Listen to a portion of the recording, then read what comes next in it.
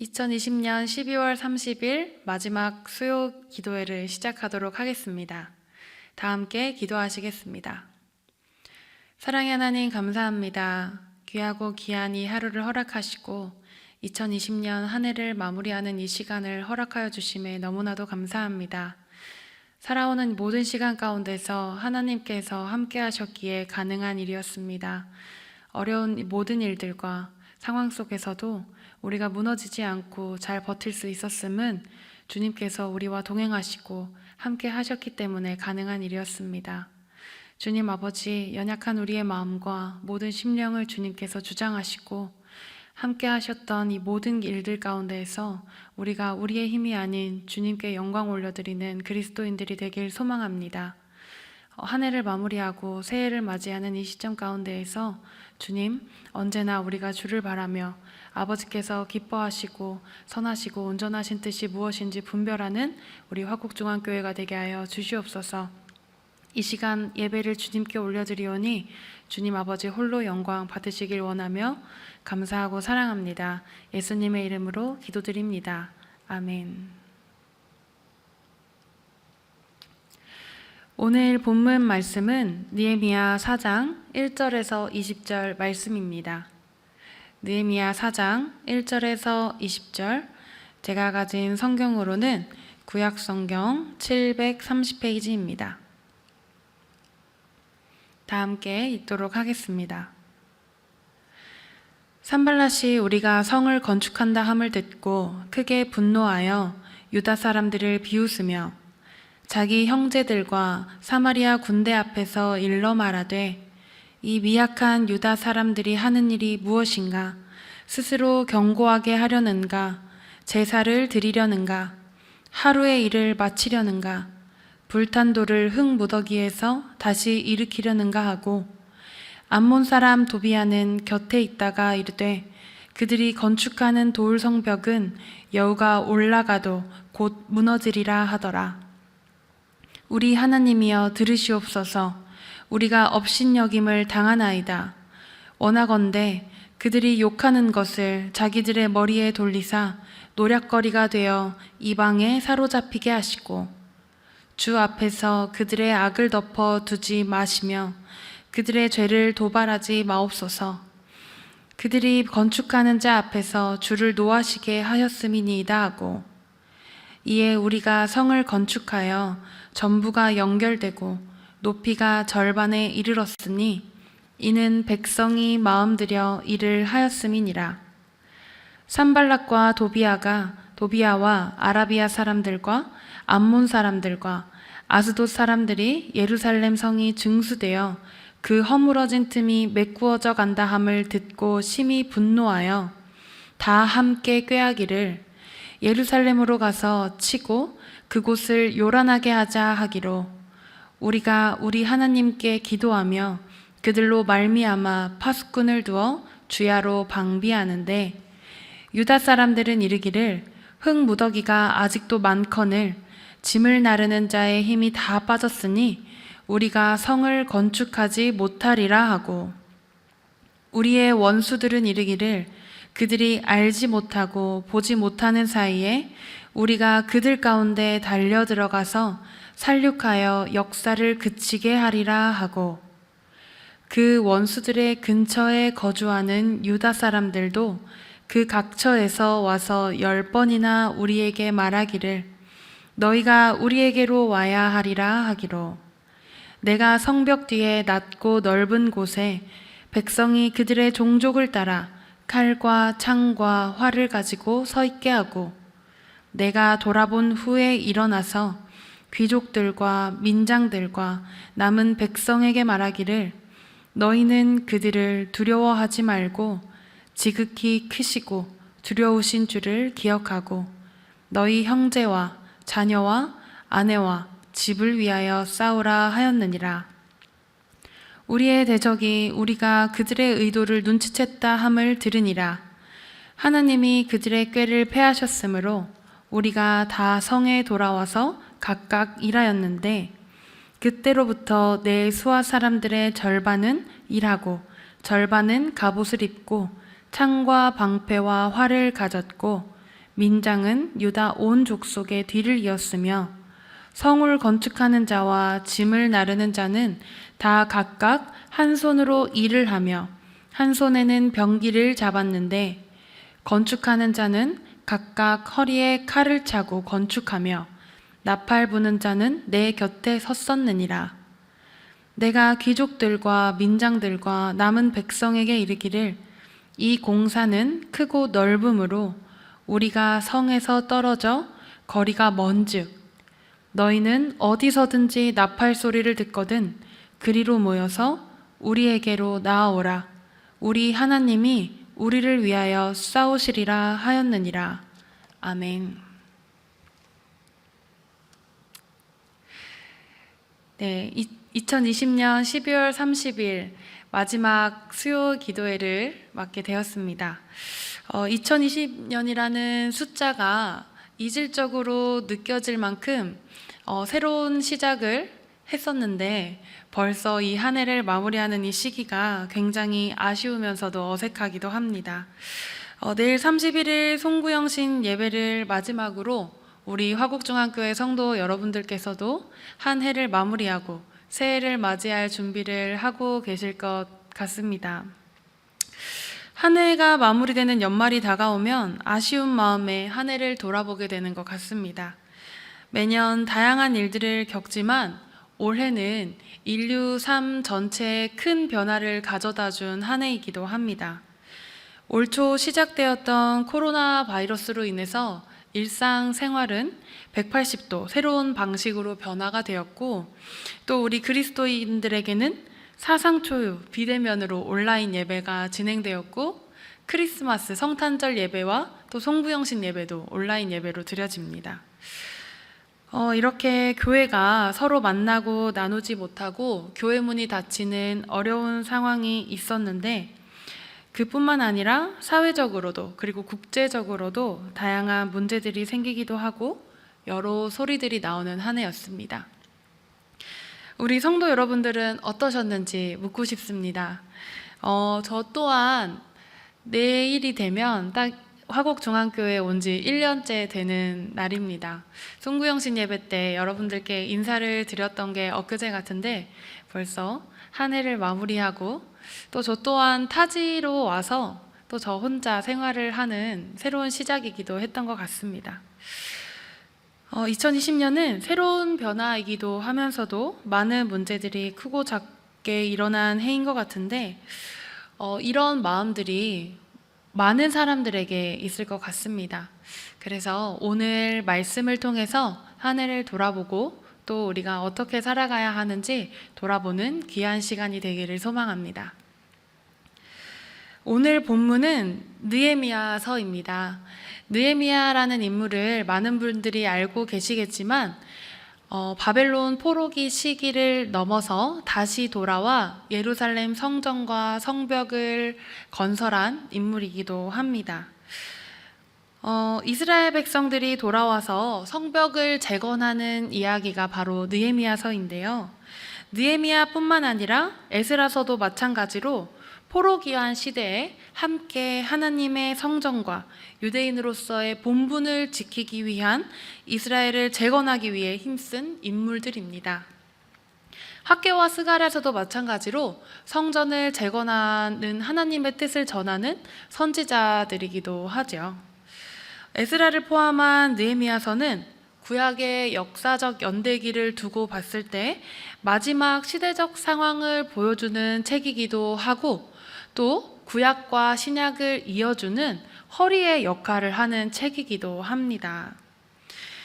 본문의 말씀을 위해서 이스라엘의 역사적 그리고 시대적 상황의 이야기를 짧게 설명하자면 이스라엘 백성의 믿음의 조상 아브라함 시대부터 시작해서 출애굽 모세와 그리고 여호수아 이야기를 지나 사사시대를 거친 이스라엘 백성들이 왕을 요구하게 됩니다. 그래서 초대 왕이었던 사울과 그리고 두 번째 왕인 다윗, 그 아들 솔로몬 왕을 지나고 나서 이스라엘은 두 개의 나라로 나뉘게 되는데 바로 북이스라엘과 남유다로 나뉘게 됩니다. 북이스라엘이 남유다보다 먼저 멸망하게 되는데요. 아수르 제국, 그리고 즉 아시리아 제국에게 먼저 멸망을 당하게 되고 125년 뒤에 남유다도 결국 바벨론 제국에 멸망하게 됩니다. 이후부터 바벨론 포로 시기라고 불리게 되지요. 그 이후 바벨론도 페르시아 제국에 멸망하게 되고 이스라엘은 여전히 이방 제국의 통치를 받게 되는데 그 시기가 70년 동안 지속이 됩니다.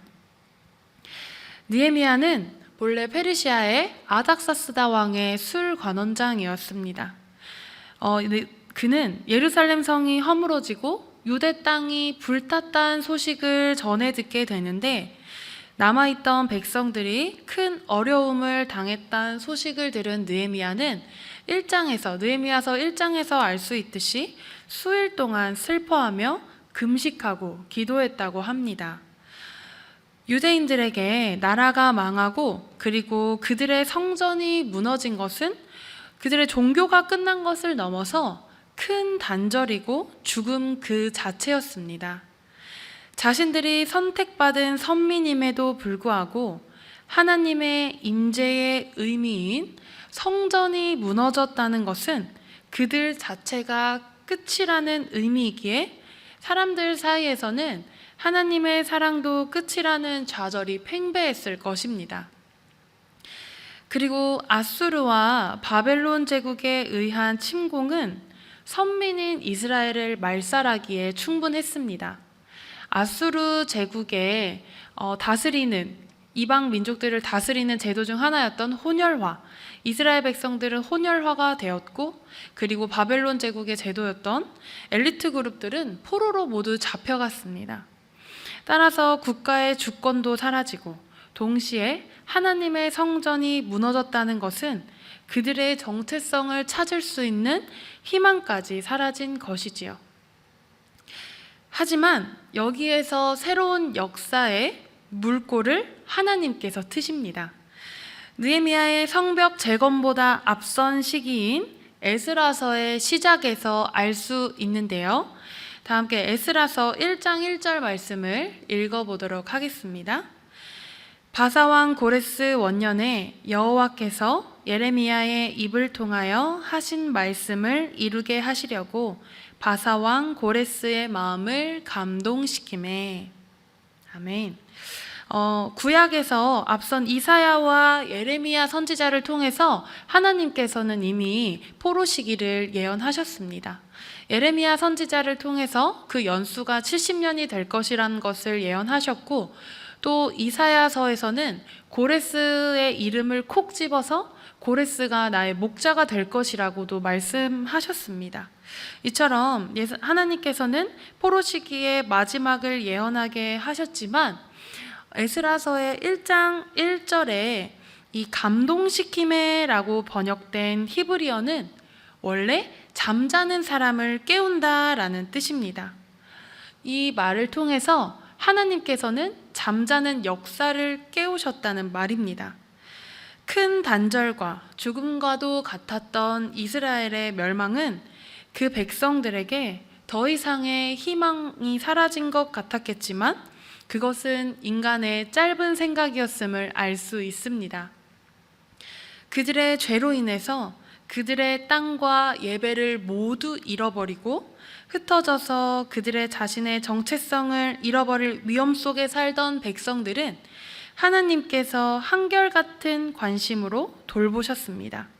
그리고 하나님의 때에 그들을 살려내고 회복시키십니다.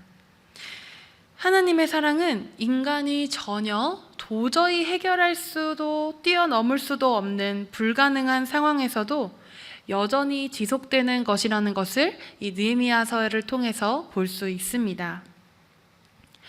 이러한 하나님의 사랑의 성격을 잘 나타내는 말이 바로 히브리어의 헤세드라는 단어입니다.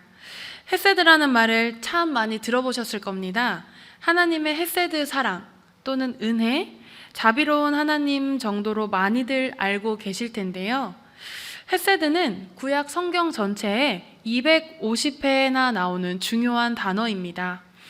그리고 에스라 느헤미야서에서는 8번이 나오는데 느헤미야서에서 느헤미야 자신에게 사람을 설명하는 단어로 쓰인 것을 빼면 7번이 하나님의 사랑을 설명하는 단어로 나오게 됩니다. 헤세드는 이스라엘의 관계의 핵심인 언약의 내용을 이르는 말이기도 한데요. 하나님께서 자기 백성을 향한 성실한 사랑을 지칭하는 말입니다. 굉장히 포괄적인 개념이라 한마디로 정의하기가 어려운 단어이긴 하지만 자비와 하나님의 은혜 그리고 성실하심을 합쳐놓은 의미라고 생각하시면 됩니다. 보통 헤세드를 사랑 또는 은혜, 자비의 면에만 초점을 두고 이해하는 경향이 많은데 사랑 못지않게 중요한 것이 바로 하나님의 성실하심입니다. 하나님께서는 단순한 사랑이 아니라 성실하신 사랑을 주시는 분이십니다. 당신께서 선택하신 그 백성들을 돌보시고 그 관계 속에서 사랑을 지속하시는 분이십니다. 그 사랑으로 인하여서 이스라엘 백성들이 고국으로 돌아올 환경과 더불어 성전과 성벽을 재건할 수 있었습니다. 느헤미야가 이스라엘 땅에서 성벽을 재건할 당시 모든 것이 하나님의 도우심으로 이루어진 것이 맞습니다. 하지만 그렇다 해서 그 모든 것이 수월하게 진행되지는 않았습니다. 본문 말씀의 일부인 느헤미야 4장 1절에서 3절 말씀을 다 함께 읽어보도록 하겠습니다.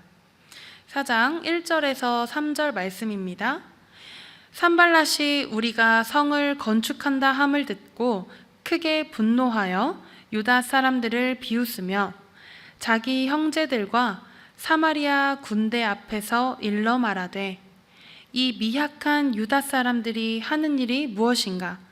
스스로 견고하게 하려는가? 제사를 드리려는가?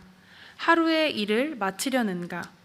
불탄 돌을 흙 무더기에서 다시 일으키려는가 하고 암몬 사람 도비아는 곁에 있다가 이르되 그들이 건축하는 돌 성벽은 여우가 올라가도 곧 무너지리라 하더라.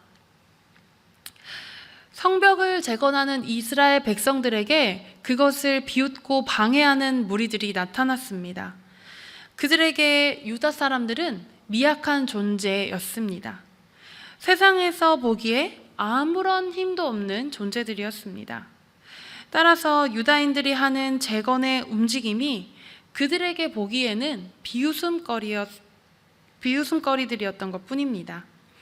강한 이방 나라에게 통치받는 극소수 민족인 이스라엘 백성들의 세상적인 지위가 바로 그 비웃음 당하는 존재였습니다. 세상의 비웃음과 그들의 방해를 느헤미야는 4절에서 알 수 있듯이 바로 하나님께 기도드립니다. 그리고 그들의 공격을 대비합니다. 본문 20절 말씀을 다 함께 읽어보도록 하겠습니다. 너희는 어디서든지 나팔 소리를 듣거든 그리로 모여서 우리에게로 나아오라. 우리 하나님이 우리를 위하여 싸우시리라 하였느니라. 아멘. 느헤미야는 기도하는 사람이었습니다. 느헤미야가 페르시아의 왕, 이방 제국의 왕인 아닥사스다 왕 앞에 나아가서 예루살렘 이야기를 한다는 것 자체가 죽을 수도 있는 위기였음에도 불구하고 그는 왕에게 나아갔을 때도 그 잠깐의 순간 말하기 전에도 하나님께 묵도했다고 할 만큼 사역을 감당하는 내내 수시로 하나님께 기도해 도우심을 받았습니다. 이러한 느헤미야의 모습을 통해서 우리가 어떻게 살아가야 하는지, 그리스도인들이 어떤 방향성을 가지고 나아가야 하는지 알 수 있습니다. 느헤미야가 유대 땅으로 돌아와 성벽이라는 것을 건설하였는데요. 그들에게 예루살렘의 성전 그리고 그것을 보호하는 성벽은 하나님의 임재와 맞닿아 있는 것들입니다. 우리 그리스도인들, 하나님 아버지께서 사랑하는 자신의 자녀를 구원하시기 위해 보내신 예수 그리스도를 믿는 우리들은, 그리고 그분의 영이 임재하시는 우리의 몸은 교회와도 같습니다. 구약의 제사들이 필요 없어진 이유, 그리고 절기마다 예루살렘에 있는 성전에 굳이 가지 않아도 되는 그 이유가 예수 그리스도께서 자신의 몸을 제사의 제물로 바쳐 영원한 구원의 역사를 이루셨기에, 건물로서의 하나님의 성전은 허물어졌지만 성령 하나님이 계신 우리의 몸이 바로 그 성전인 것입니다. 다 함께 고린도전서 6장 19절에서 20절 말씀 함께 보도록 하겠습니다. 너희 몸은 너희가 하나님께로부터 받은 바 너희 가운데 계신 성령의 전인 줄을 알지 못하느냐? 너희는 너희 자신의 것이 아니라 값으로 산 것이 되었으니 그런즉 너희 몸으로 하나님께 영광을 돌리라. 아멘. 사도 바울은 우리가 성령의 전이라고 말합니다. 우리의 몸이 바로 곧 그 하나님이 임재하시는 성령의 전인 것입니다. 유대인들에게 하나님의 임재 자체였던 성전이, 그리고 포로기 이후 그들이 돌아와서 성전과 성벽을 재건한 그 자체가 우리의 몸으로 옮겨온 곳입니다. 하지만 그들에게 성전이 무너지고 성벽이 무너졌듯이 우리의 삶이 영원히 그리고 견고하고 단단하게 서 있지만은 않습니다. 올 한 해 참 경제적 문제라든지 다양한 문제들이 우리 삶과 사회 곳곳에서 일어났습니다. 또 코로나 바이러스 이 하나로도 어려운 문제가 다양하게 일어났습니다. 또 함께 모여 예배하고 나누던 교회가 문을 닫아야 했고, 크리스마스와 송구영신 예배, 그리고 모든 것들이 온라인 예배로 드려지면서 이러한 교회의 모습들로 인해서 우리의 신앙에 어려움이 생긴 것 같기도 합니다. 우리 앞에 있는 문제들이 너무나도 커서 실패와 좌절에 휩싸여 그 일들이 해결되지 않을 것만 같게도 여겨질 수도 있고, 또 한 해가 마무리돼가고 있지만 아직도 이 문제들이 해결되지 않아서 새해에도 여전히 막막함이 지속될지도 모릅니다. 하지만 앞에서 말씀드렸듯이 하나님께서는 잠자는 역사를 깨우시는 분이십니다. 하나님의 임재가 영원히 끝나버릴 것 같았던, 그리고 인간의 시선으로는 도저히 일으킬 수 없었던 일들도 하나님께서는 그것을 뛰어넘으셔서 역사를 깨우시는 분이심을 잊지 마시길 바랍니다. 우리가 느헤미야로서, 그리고 성벽으로서 모든 것을 하나님께 기도로 구하고 하나님께서 싸우실 것이라 고백한 느헤미야처럼 우리 안에 하나님이 임재하시는 성전을 세상의 비웃음에 휘말리는 것이 아니라 굳건히 세우시기를 바랍니다. 다 함께 신약성경 에베소서 2장 20절에서 23절 말씀을 함께 읽도록 하겠습니다.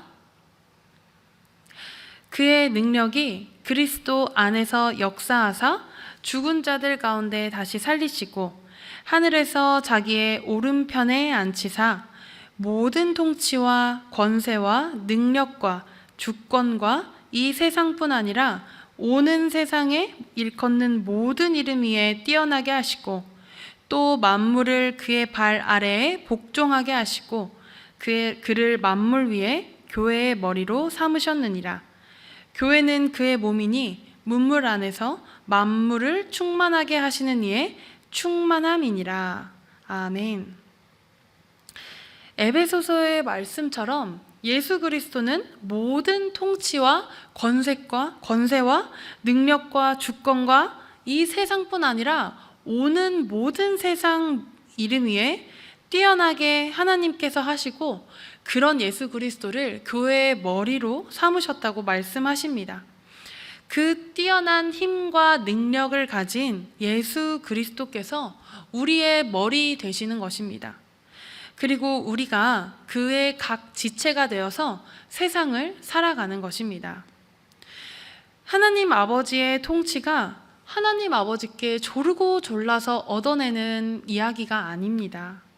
그리고 그분이 나와 함께 임재하시고 동행하시는 것이 먼 별나라 달나라 이야기가 아니라 하나님의 능력이 역사하신 아들 예수 그리스도께서 우리의 머리 되시는 그냥 우리 각자에게 일어나고 있는 은혜임을 잊지 마시길 바랍니다.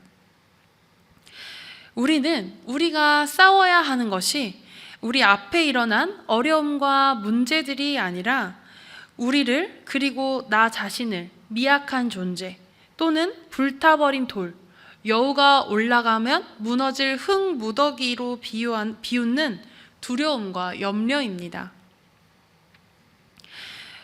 우리가 잘 알고 있는 베드로전서 5장 8절에서 우리가 익히 아는 말씀인데, 우리를 대적하는 마귀가 우는 사자와 같이 두루 다니며 삼킬 자를 찾으니 근신하고 깨어 있어야 한다고 말합니다.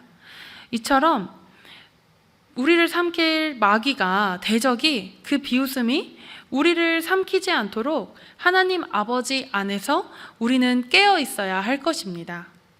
그렇다면 어떻게 깨어 있어야 하는가가 이제 질문이 던져지게 되는데요. 에스라서와 느헤미야서에서 공통으로 나오는 이야기 중 하나가 바로 이방 여인들과 결혼한 가정 안에서 이방 아내들 그리고 그의 소생들을 내쫓는 이야기가 나옵니다. 어찌 보면 이 두 지도자가 너무한 처사가 아닌가 하는 생각도 듭니다. 잘 결혼해서 잘 살고 있는 그들에게 왜 이렇게 혹독하게 아내와 자식들마저 내쫓아야 했는가 하는 생각이 들기도 하는데요. 이러한 측면으로 보면 이해하기가 쉽습니다. 유대인들은 말 그대로 패망한 나라, 아주 극소수의 민족이었습니다. 거대한 이방 제국들의 사이에서 겨우겨우 숨만 붙이고 살아가는 민족들인 것이지요. 그러한 그들에게 필요한 것은 바로 그 정체성이었습니다. 그들 안에서 다시금 유대인으로서 그리고 야훼 하나님을 믿는 신앙의 공동체의 혈통을 찾아야 했습니다. 이방에서 데리고 온 여자들이기에 그들 안에서는 다양한 우상들이 존재했을 것이고 그것들을 없애야만 했었습니다. 그렇기에 가족을 찢어 생이별을 하는 강한 개혁이었지만 그것을 강행한 것이지요. 여기서 알 수 있듯이 하나님께서 일하시기 위해서는 우리의 정체성을 보존하는 것이 아주 굉장히 중요합니다. 우리의 대적이 우리를 삼키지 않기 위해 깨어 있어야 하려면 우리의 정체성, 그리스도인이라는 정체성을 가지고 하나님 안에서 깨어 있어야 합니다. 그 정체성을 흐트러뜨리는 그 무언가를 내어놓는 결단을 하며 한 해를 마무리하시기를 바랍니다. 또 그 흐트러뜨리려는 그 무언가를 내어놓으려는 결단을 하며 새해를 맞이하시기를 바랍니다. 느헤미야의 성벽은 52일 만에 완성이 되는데요. 느헤미야서뿐만 아니라 에스라서에서도 귀환 후의 사명 완수가 전적으로 하나님의 은혜와 도우심에 의한 것이었다고 증언합니다. 두 가지의 책에서는 반복적으로 하나님의 선한 손의 도우심에 대해 언급합니다. 결정적으로 중요하고 해결하기 어려운 사건들을 만났을 때 하나님의 도우심이 있었습니다. 겉으로 보면 사람이 무엇을 하고 이뤄내고 행동한 것 같지만 이 모든 것을 하나님께서 주도하셨기 때문에 모든 상황들이 이루어진 것이었지 그 이상 그 이하도 아니었습니다. 우리의 신앙도 이와 같습니다. 느헤미야가 사역을 감당하는 내내 수시로 하나님께 기도하여 도우심을 받았습니다. 그리고 하나님이 도우셔서 원수들의 계략을 물리쳐 주셨다는 기사도 수없이 나오고 있습니다. 이러한 유대인들이 하나님의 힘을 얻어 이뤄낸 예루살렘 성벽에 대해 원수들은 이렇게 반응합니다. 다 함께 느헤미야 6장 15절에서 16절 말씀을 읽어보도록 하겠습니다. 성벽 역사가 52일 만인 엘루럴 25일의 끝남에 우리의 모든 대적과 주위에 있는 이방 족속들이 이를 듣고 다 두려워하여 크게 낙담하였으니 그들이 우리 하나님께서 이 역사를 이루신 것을 알미니라. 아멘. 예루살렘 성벽 완공은 주변 원수들에게 하나님께로부터 온 것으로서 두려움 그 자체였습니다. 사랑하는 화곡종안교회 성도 여러분, 한 해를 마무리하는 이 시기에 탈도 많고 어려움도 많았던 2020년이 마냥 힘들고 지친 한 해로 치부해버리는 것이 아니라 비웃는 그 원수로부터 하나님의 능력을 또 그분으로부터 온 것을 보여줄 수 있는 기회로 전환하여 새로운 2021년을 맞이하는 해가 되기를 소망합니다.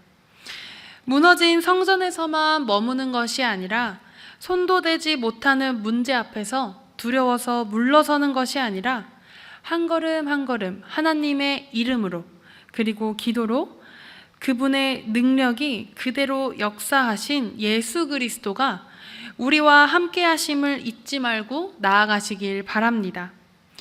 예수 그리스도의 몸된 교회 되시는 여러분, 다 함께 우리 각자의 이름을 넣어서 함께 고백해 보시기를 바랍니다.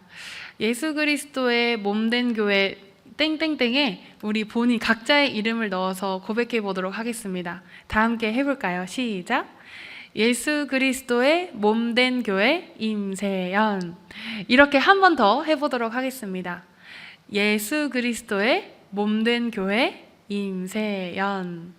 네, 좋습니다. 하나님 앞에 나아가는 그 마지막 날까지 하나님의 도우심으로 성벽을 견고히 세워나가는 주님의 몸된 교회 되시기를 주의 이름으로 축복합니다. 다 함께 우리 오늘의 말씀을 가지고 기도하도록 하겠습니다.